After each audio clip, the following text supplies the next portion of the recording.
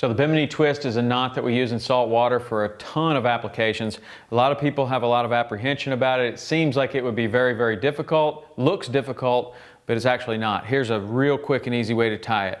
I'm just going to take a single strand of monofilament, fluorocarbon, braid, any material, and I'm just going to turn it 25 times.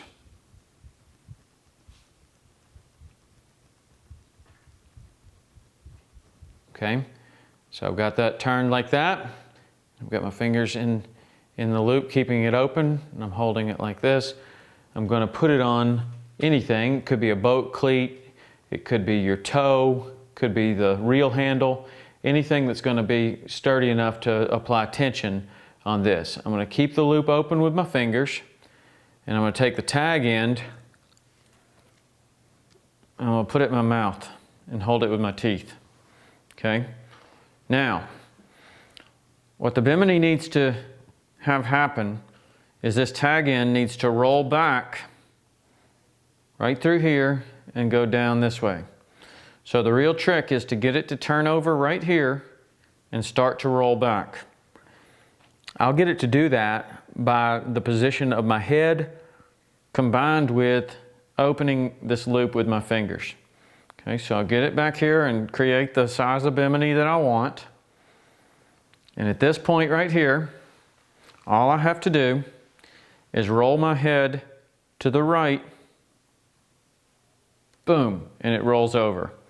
Okay, I like the Bimini kind of loose at the top and tighter at the bottom, but if you wanted it super tight, you just roll your head back to the center.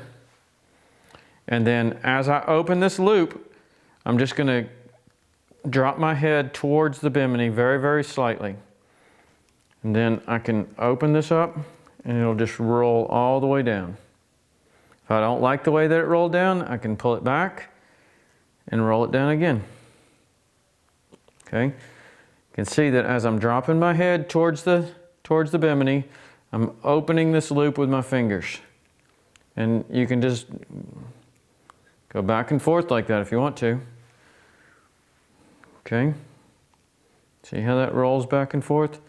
And it's just simply my head and me opening and closing the loop.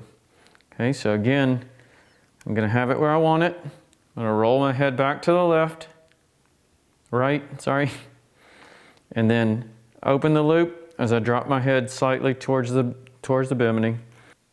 So to finish this off, I'm just going to take my right pointer finger, put it right there, let go with my left hand, grab it again, and put my left index finger right there.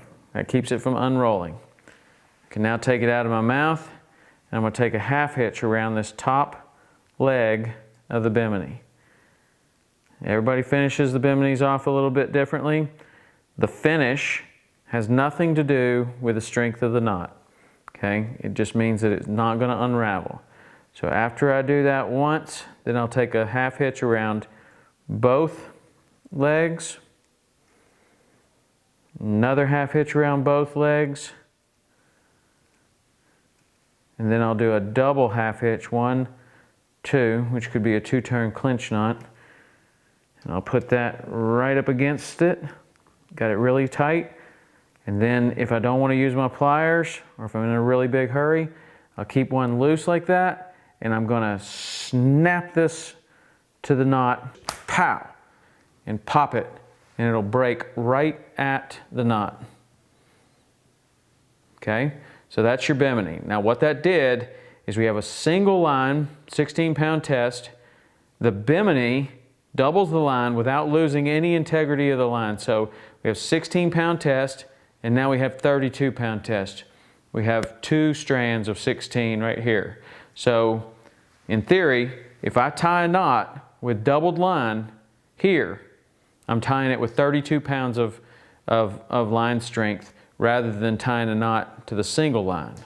So that's why the Bimini is a lot stronger. It became very, very popular for world records, tarpon leaders, other things, but there's a tremendous amount of applications here. You could just use the doubled line right here as a leader. You could tie the hook on right here. You could use it to tie a double uni or any other knots. So that's the Bimini.